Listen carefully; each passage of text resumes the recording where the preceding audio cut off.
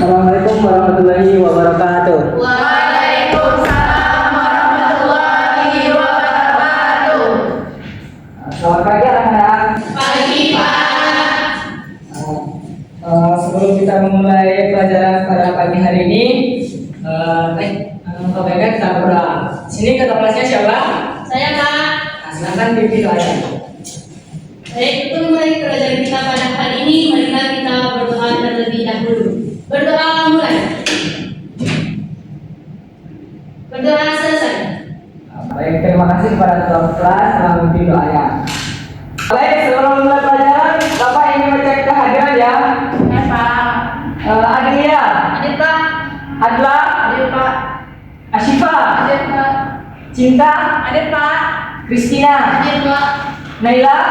Izin Pak. Kenapa dia? Sakit. Nasila, Hadir Pak. Najibah. Hadir Pak. Baik, berarti teman kita yang satunya tidak hadir ya, karena sakit. Ya Pak. Kita doakan mudah-mudahan teman kita itu cepat sembuh ya dan bisa mengikuti pelajaran seperti biasanya. Amin.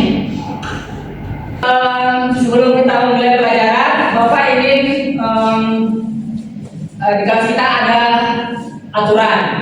Nah, Bapak ingin kelas kita ini kondusif, tidak ada yang menimbulkan keributan, dan nanti kalau ada di antara kalian yang merasa ngantuk, tidak usah sungkan, bilang ke Bapak, dan nanti kita melakukan SBG bersama-sama. Ya? Ya Pak. Hari ini kita akan belajar materi tentang cerpen. Sebelumnya ada yang tahu cerpen itu apa? Tidak. Kalian pernah tidak membaca cerpen? Suatu cerpen. Pernah. Cerpen apa yang pernah kalian baca? Hujan di bulan Juni. Jadi di bulan Juni. Nah, ketika membaca cerpen itu apa yang kalian rasakan? Rasa sedihkah, tegangkah, atau biasa saja? Rasanya tergantung ceritanya doang. Berarti bervariasi, ada yang sedih, ada yang tegang, ada yang biasa saja. Ya. Jadi ketika ada teman kalian nih yang ingin banget menulis cerpen, tapi dia tidak tahu ingin mulai dari mana. Nah, bagaimana cara kalian menanggapinya? Dan juga ketika kalian ingin juga menulis cerpen, tapi tidak tahu apa isi dalam cerpen itu. Nah, pertanyaan tadi yang akan kita jawab hari ini. Baik, untuk tujuan pembelajaran hari ini, siswa dapat menyebutkan pengertian unsur-unsur instinktif, struktur dan ciri kebahasaan dari teks cerpen. Yang kedua, siswa dapat menjelaskan unsur-unsur, struktur dan ciri kebahasaan dari teks cerpen. Nah, yang ketiga, siswa dapat mengidentifikasi unsur-unsur pembangun, struktur dan ciri kebahasaan dalam teks cerpen. Nah, yang keempat, siswa dapat menentukan unsur-unsur pembangun dan kebahasaan teks cerpen.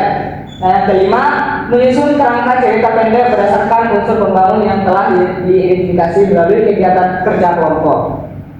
Nah, berarti nanti hari ini kita akan membahas cerpen, dan nanti di pertengahan kita akan membuat kerja kelompok berdiskusi tentang cerpen, dan kalian nanti akan ditugaskan untuk mengidentifikasi teks cerpen. Siap? Siap. Oke anak-anak, sekarang kita masuk ke materinya. Nah, yang pertama itu pengertian teks cerita pendek.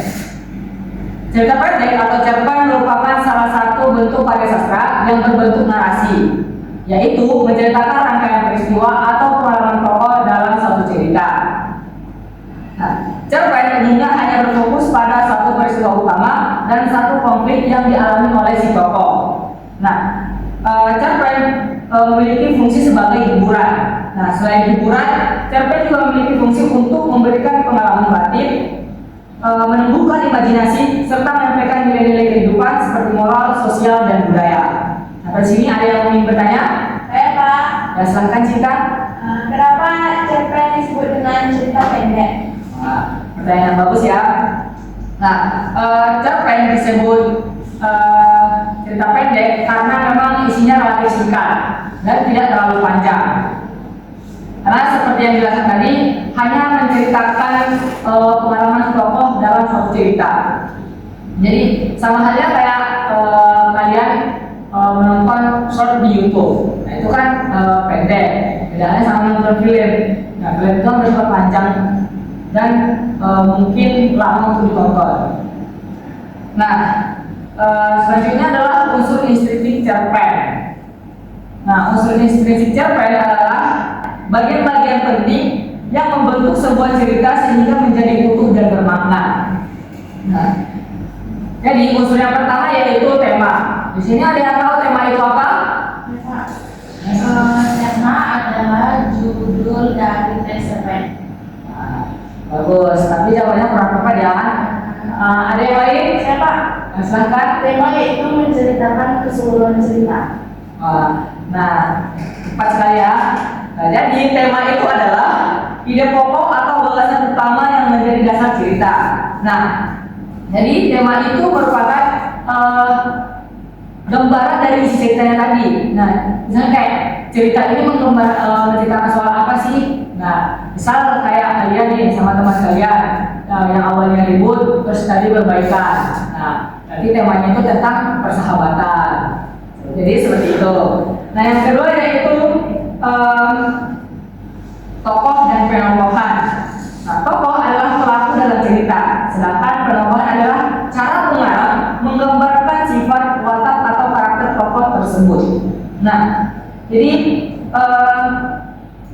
tokoh ini adalah MC atau pemeran yang terlibat dalam suatu cerita itu. Sedangkan penokohan adalah bagaimana si tokoh ini digambarkan. Jadi tidak langsung seperti tidak langsung pengarang itu menyebutkan bahwa si tokoh A orangnya baik, tenang atau lain semacamnya, tapi dilihat dari sikap atau sifat yang digambarkan di cerita tersebut. Nah, dan yang ketiga yaitu alur atau jalan cerita. Nah, alur ini adalah urutan kejadian dalam cerita. Jadi alur ini bagaimana cerpen itu berjalan mulai dari awal hingga akhir. Nah, alur ada beberapa bagian yaitu alur maju, alur mundur, dan alur campuran. Nah, alur maju yang adalah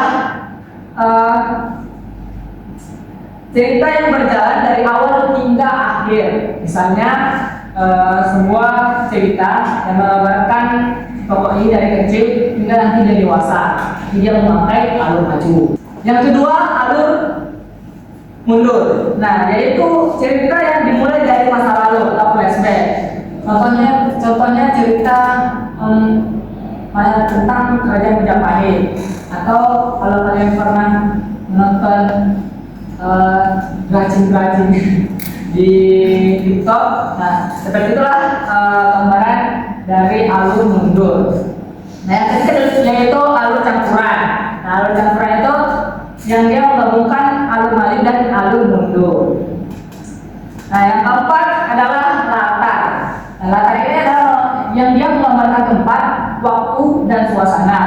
Nah, dalam sebuah cerpen itu kan pasti ada dia yang menyebutkan tempat, nah, seperti di sekolah, kantin, atau mungkin rumah sakit dan sebagainya. Dan juga pasti di cerita itu menggambarkan waktunya, misalnya di waktu siang, sore, malam, atau pagi. Dan juga suasana. Nah, pasti kan di dalam suatu cerita itu pasti digambarkan dia bahagiakah, sedihkah, atau juga tegang. Yang kelima yaitu sudut pandang. Nah, sudut pandang adalah posisi pengarang dalam cerita. Nah, sudut pandang biasanya berupa orang pertama atau ciri-cirinya menggunakan kata aku. Nah, dan menggunakan orang ketiga, yaitu pengarang tahu segalanya. Nah, yang keenam yaitu gaya bahasa.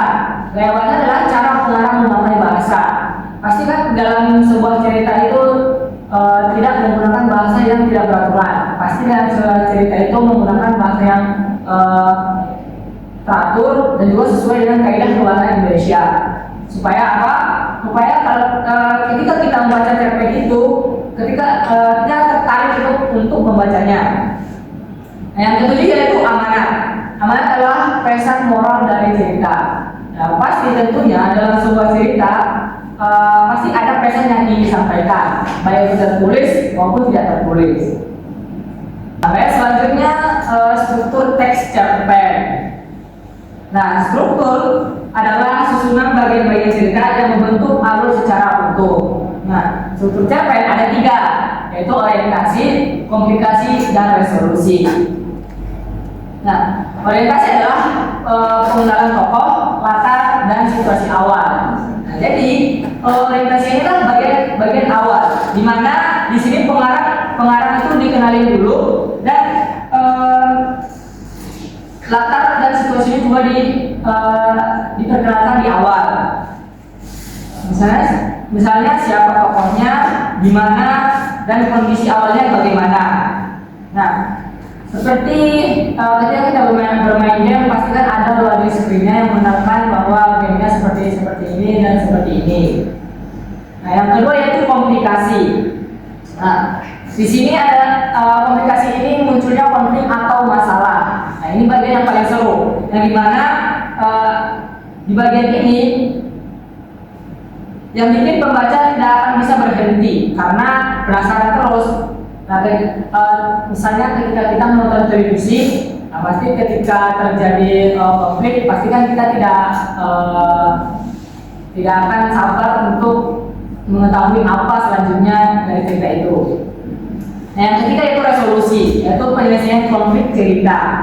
Nah, di bagian ini adalah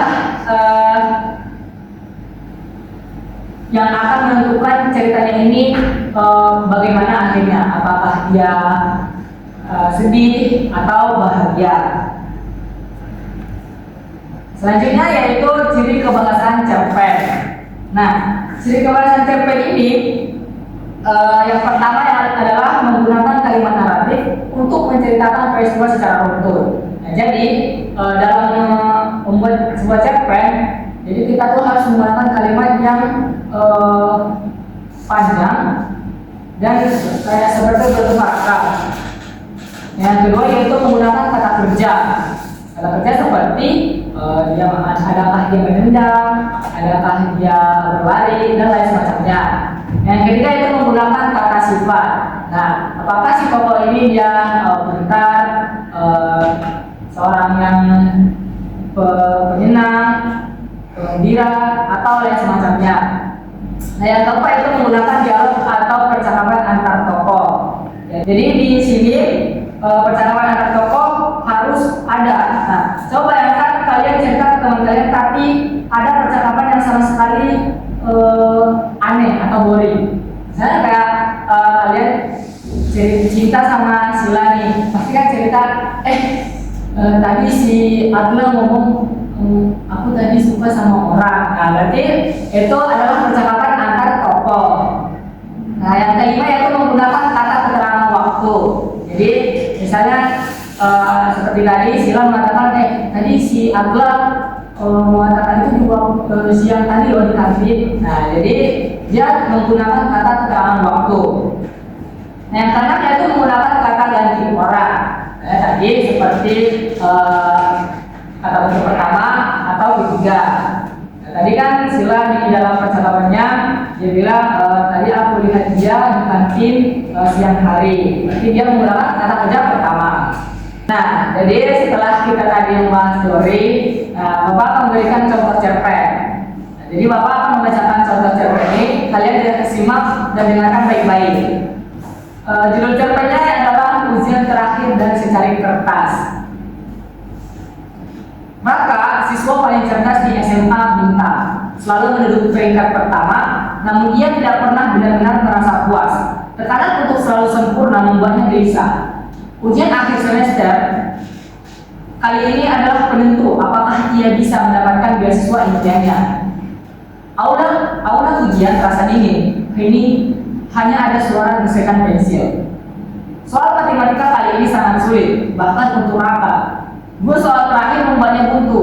Keringat dingin mulai membasahi pelipisnya. Saat dia menghela napas, matanya tak sengaja menangkap gerakan dari bangku depan.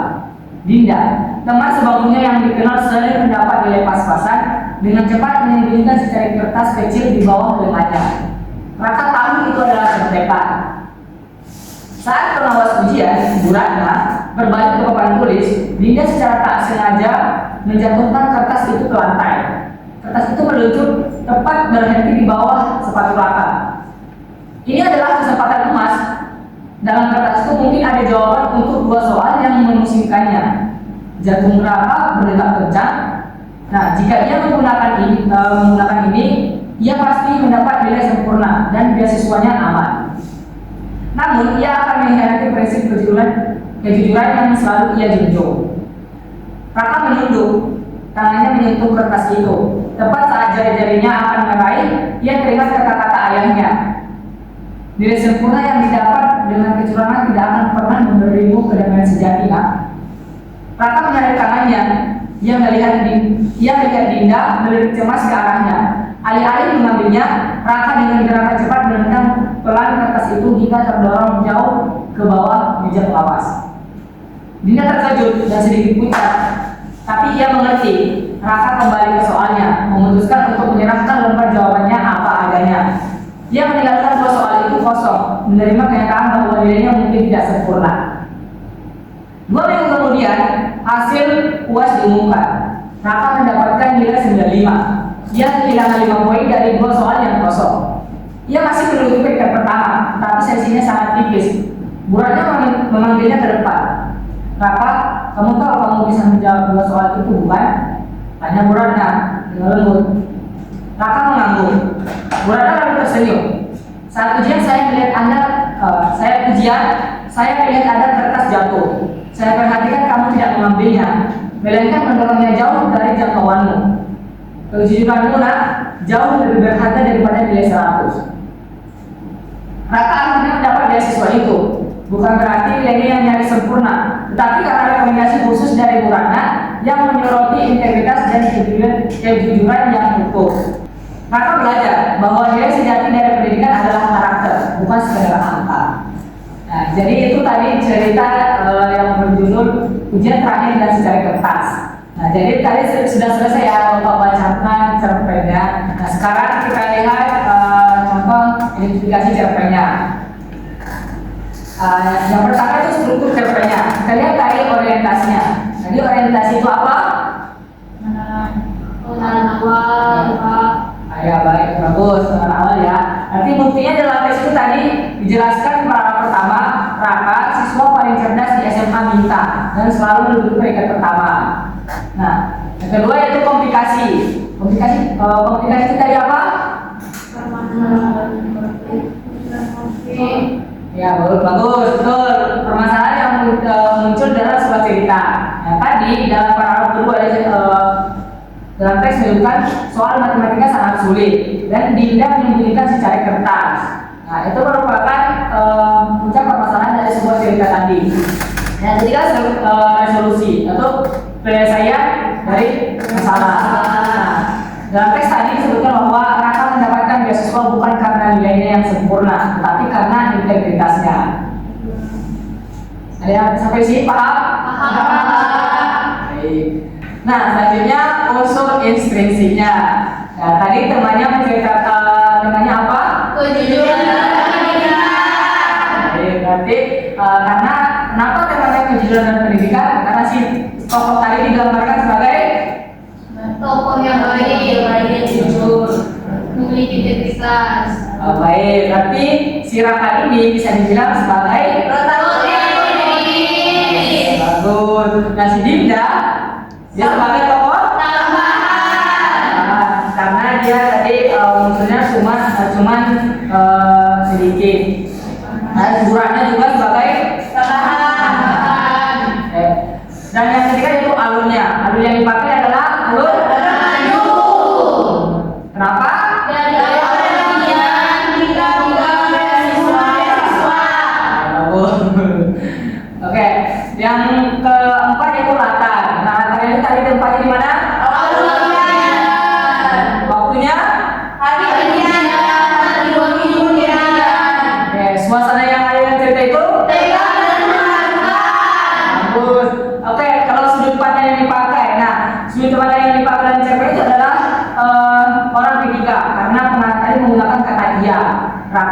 Dinda. Jadi pengarang juga mengetahui perasaan dan pikiran si tokohnya.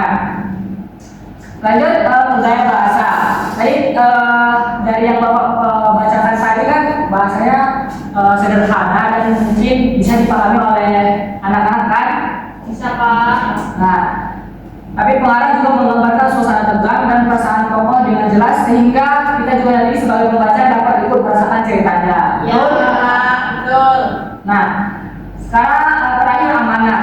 Nah, amanah yang disampaikan di sini adalah kejujuran lebih berharga daripada nilai sempurna. Nah, ada lagi yang dapat memberikan apa amanah yang disampaikan di ceritanya? Teruslah belajar dengan giat Pak. Oke, bagus. Baik, selanjutnya ciri kebahasaan. Nah, seperti yang kita Bapak jelaskan tadi, ciri kebahasaan itu adalah adanya kata kerja. Nah, contohnya tadi di cerpen ada kata menendang, menyentuh, dan menghela. Dan kata sifat, adanya kata kerja, kata sifat cerdas, gelisah, dan cemas. Nah, kata keterangan waktu, adanya tadi di cerpen disebutkan 2 minggu kemudian saat itu. Nah, kalau dialog, tadi kan disebutkan dulunya bahwa kejujuranmu jauh lebih berharga. Nah, dan kata ganti orang itu yang dipakai adalah dia dan mereka. Oke, baik, sekarang kita akan masuk ke kegiatan kalian ya. Nah, Bapak akan membagikan kalian ke dalam 2 kelompok. Yang 2 kelompok itu berisikan 3 orang. Ya Pak. Bapak kalau melihat kalian LKPD masing-masing. Nah, nanti di LKPD ini akan berisi cerpennya, dan cerpen itu dibaca mandiri ya, sendiri-sendiri. Dan untuk jawabannya nanti baru kalian diskusikan. Ngerti? Iya Pak.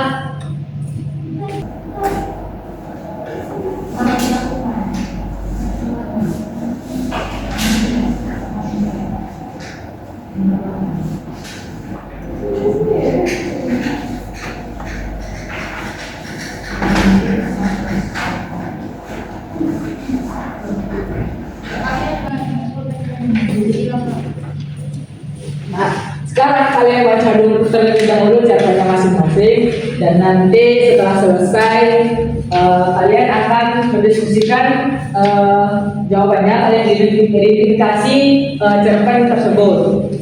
Nah, jawabannya ditulis di LKPD masing-masing. Tapi kalau jawaban boleh sama. Paham?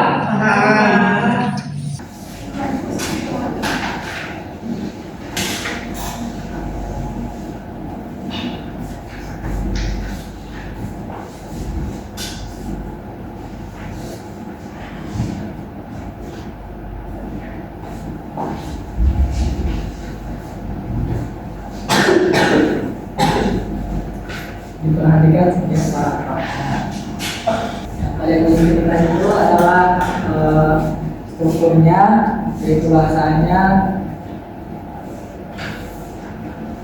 dan ada di satu. Sudah selesai membaca cerpennya? Sudah Pak. Sekarang jawab pertanyaan yang ada yang tertera di lembar kalian masing-masing. Jawabannya itu didiskusikan sama teman kelompok ya. Terus jawabannya ditulis di LKPD masing-masing. Ya Pak. Nanti yang mempresentasikan profil dari kelompok. Ya, nanti setelah selesai akan kalian mempresentasikan hasil identifikasi kalian, dan nanti yang maju cukup perwakilan dari kelompok saja, 1 atau 2 orang. Oke, sudah selesai semua? Sudah Pak. Oke, baik. Sekarang kalau kita setiap kelompok maju ke depan untuk mempresentasikan hasil identifikasi kalian. Nah, boleh perwakilan dari kelompok 1 atau 2. Yang pertama mulai dari kelompok yang pertama. Kita ada atau 2. Baik, silahkan kelompok 1. Unsur intrinsik cerpen dari yang ada tadi. Yang pertama, apakah tema cerpen sepatu buntut ayam tersebut? Jawaban dari kelompok kami yaitu kasih sayang dan pengorbanan orang tua. Yang kedua, tokoh pertama Dani. Karakter dari Dani ini adalah anak yang awalnya manja remaja. Yang kedua ada tokoh ayah berkarakter penyayang. Kemudian tentukan jenis alur yang digunakan dalam cerpen tersebut dan berikan alasan. Cerpen ini menurut kelompok kami beralur maju karena berurutan dari awal perkembangan hingga akhir. Selanjutnya itu ada ciri kebahasan cerpen. Yang pertama, tentukan masing-masing dua contoh dari cerpen sepatu bentuk ayah. Kata kerja tindakan itu seperti bergegas, bertengkar, ya aku sebagai Dani dan dia ikut sertanya. Sekian presentasi dari kelompok 1. Maaf jika ada kekurangan. Terima kasih. Tepuk tangan untuk kelompok 1. Nah, bagus. Berarti di kelompok 1 sudah bisa mengidentifikasi dari teks cerpen. Ya, walaupun tadi di kebahasaan itu memang sudah bagus. Dan mungkin kalau di cerpen ini banyak ya dialog antar tokoh. Kemudian kelompok 2. Oke, katakan dulu.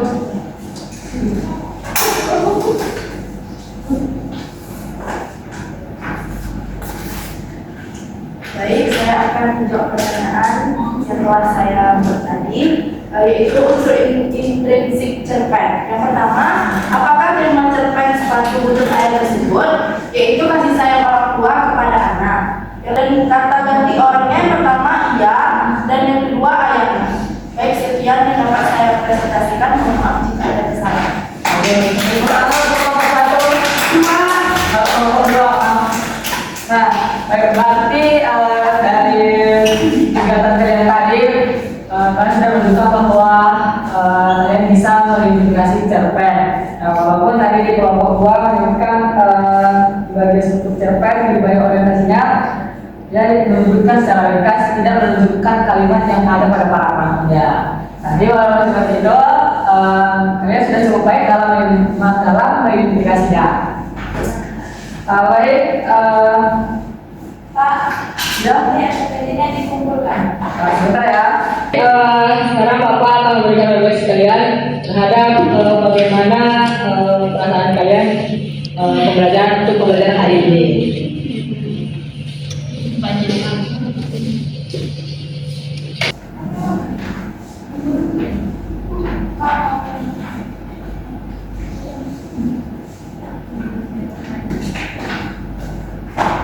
Nah, jadi kesimpulan dari pembelajaran kita hari ini adalah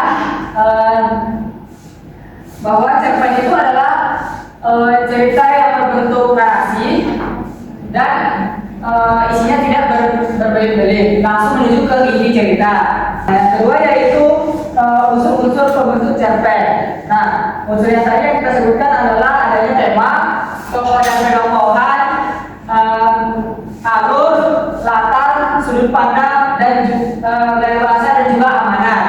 Nah, strukturnya yaitu ada orientasi, yaitu pengenalan tokoh, suasana dan tempat. Dan yang kedua yaitu komplikasi, yaitu munculnya konflik permasalahan. Dan yang ketiga itu resolusi, penyelesaian dari masalah.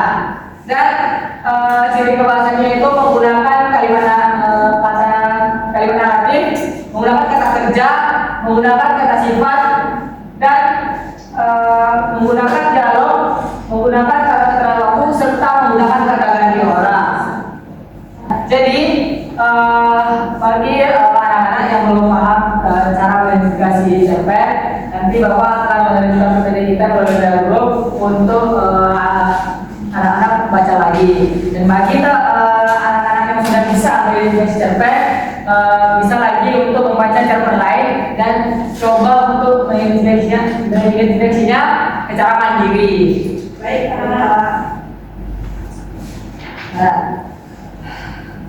Baik, untuk LKPD-nya mohon ketua kelas dikumpulkan duduk ke depan.